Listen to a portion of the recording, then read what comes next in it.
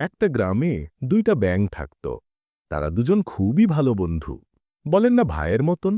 একজন ছিল বড়সড়, মোটা তাজা, আর একজন ছিল চিকন পাতলা। কিন্তু এরা তাদের বন্ধুত্বের মধ্যে কোনোই ফারাক আনতে পারে নাই। তারা সব সময় নতুন নতুন অ্যাডভেঞ্চার খুঁজে বেড়াইত। একদিন কি হইল, তারা লাফাইতে লাফাইতে গ্রাম ঘুরতেছিল।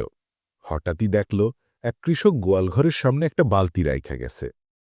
তাদের কৌতূহল হইল, চল দেহি ভিতরে কি আছে। বালতিটার ধারে চইলা গেল, কিন্তু ভিতরে দেখা যায় না। শেষে তারা দুইজনেই লাফ দিয়ে পড়ল।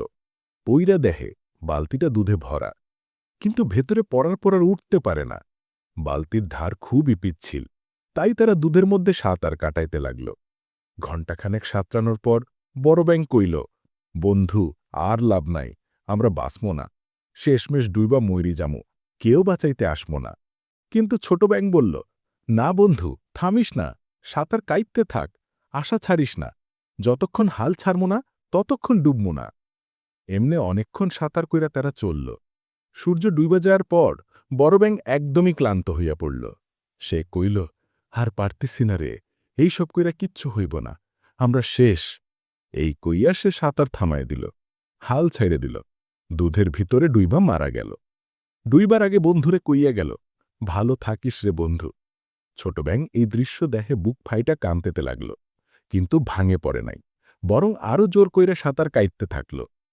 রাত অনেক হইয়া গেলে হঠাৎ দেখে দুধটা ধীরে ধীরে ঘন হইতেছে। আসলে এতক্ষণ সাঁতার কাইতে কাইতে দুধটা মাখন হইয়া গেছে। ওই মাখনের উপর থাইকা সে এক লাফে বালতি থেকে বাইর হইলে আসলো। আনন্দে চিৎকার দিয়ে গ্রামের দিকে ছুটল। সে বাঁচছে, কিন্তু বুকের ভিতর তার কষ্টই রইল, কারণ সে তার সেরা বন্ধুরে হারাইছে। ১ বছর পরে ছোট ব্যাঙ বিয়া করল, ৪টা পোলাপাইন হইল। সে প্রত্যেকটার নাম রাখল বড় ব্যাঙের নামে, যাতে বন্ধুর স্মৃতি বাইচে থাকে।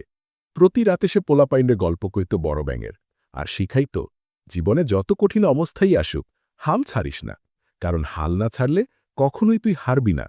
বাস্তবের জীবনও এমনি, কঠিন সময় আসবেই।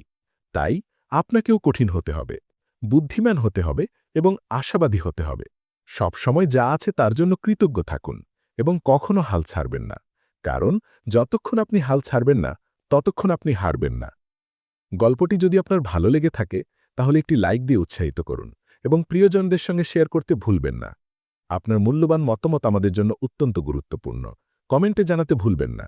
সবসময় পাশে থাকার জন্য আন্তরিক ধন্যবাদ। আপনার ভালোবাসাই আমাদের পথ চলার প্রেরণা।